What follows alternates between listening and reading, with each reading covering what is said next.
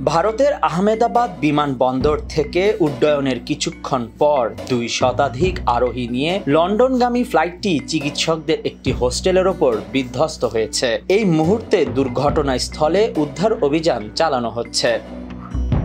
আহমেদাবাদের একজন ঊর্ধ্বতন পুলিশ কর্মকর্তা জানিয়েছেন, লন্ডনগামী বিমানটি একটি ডাক্তারদের হোস্টেলে বিধ্বস্ত হয়েছে।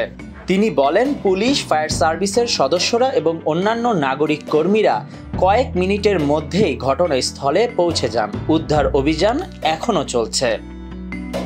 কর্মকর্তারা জানিয়েছেন, লন্ডনগামী এয়ার ইন্ডিয়ার বোয়িং 787-8 ড্রিম লাইনার বিমানবন্দরের খুব কাছেই ভেঙে পড়ে।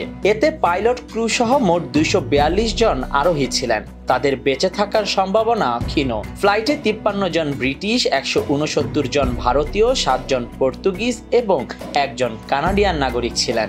বিমানটি ভেঙে পড়ার পরেই আগুন ধরে যায়। ঘটনাস্থলে ফায়ার সার্ভিসের অন্তত 7টি ইউনিট এবং প্রায় 1 ডজন অ্যাম্বুলেন্স পৌঁছেছে। আহতদের উদ্ধার করে স্থানীয় সিভিল হাসপাতালে নিয়ে যাওয়া হয়েছে।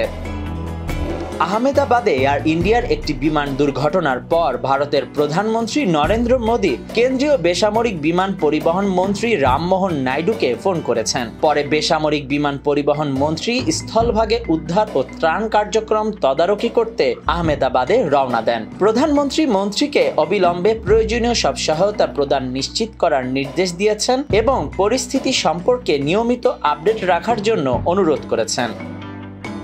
বোয়িং সংস্থা বলেছে, বিমানটি বিধ্বস্ত হয়েছে সেটি একটি বোয়িং 787 ড্রিম লাইনার। আমরা প্রাথমিক প্রতিবেদন সম্পর্কে অবগত এবং আরও তথ্য সংগ্রহের জন্য কাজ করছি। এই এয়ার ইন্ডিয়া দুর্ঘটনায় প্রথমবারের মতো বোয়িং 787 বিমানটি এভাবে বিধ্বস্ত হয়েছে।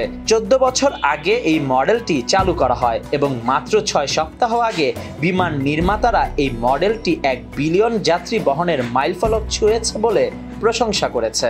দুর্ঘটনাটি কোম্পানির জন্য একটি বড় ধাক্কা, যারা তাদের 737টি কর্মসূচির মাধ্যমে মারাত্মক দুর্ঘটনা সহ বিভিন্ন সমস্যা কাটিয়ে উঠতে লড়াই করছে।